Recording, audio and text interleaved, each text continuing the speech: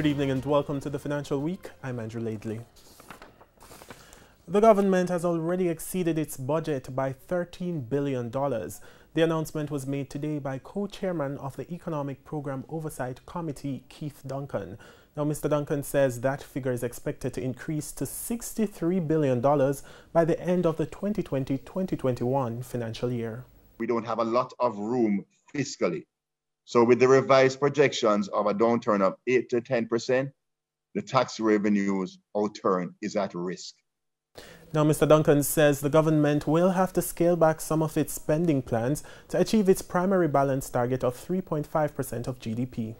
Is the government having to reallocate if revenues come in lower than expected over the projected period, because we would expect that there will be a significant ramp up in revenues towards the end of the year in order to hit a $63 billion fiscal target. So revenues would have to have a significant increase over the year.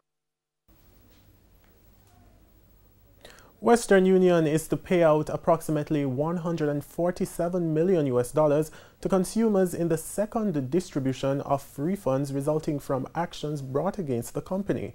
The funds are part of the settlement Western Union reached with the U.S. Federal Trade Commission, FTC, and the Department of Justice. Now, Western Union also admitted to criminal violations in its settlement. The FTC's complaint alleged that Western Union failed to put in place effective anti-fraud policies and procedures and to act promptly against problem agents. The refunds are going to people in the United States and other countries. They will get compensation for 100% of their verified losses. This is the second round of payments related to the Western Union settlement. In March this year, refund checks worth about $153 million went out to more than 109,000 people. To currency trading now, it ended today with the US dollar selling for $141.97. The Canadian dollar sold for $108.02. The pound sterling closed at $183.31, while the euro is going for $168.45.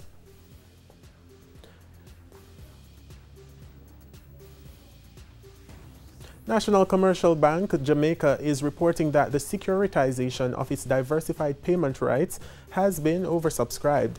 As a result, NCB decided to upsize the offer to $250 million. The transaction will be rated by Fitch Ratings and placed in the international private placement market by Westwood Capital as arranger. The transaction is expected to close by September 30. To the stock market now, the JC index gained 887 points today and the junior market index is up 5 points. Among the winners were Palace Amusement, Access Financial Services, Productive Business Solutions US dollar shares, General Accident Insurance, General Accident, and the Jamaica Producers Group. On the losing side were Caribbean Cream, AMG Packaging and Paper Consolidated Bakeries, Trans-Jamaican Highway US dollar shares, and Caribbean Flavors and Fragrances. And that's the Financial Week. I'm Andrew Laidley. Good evening.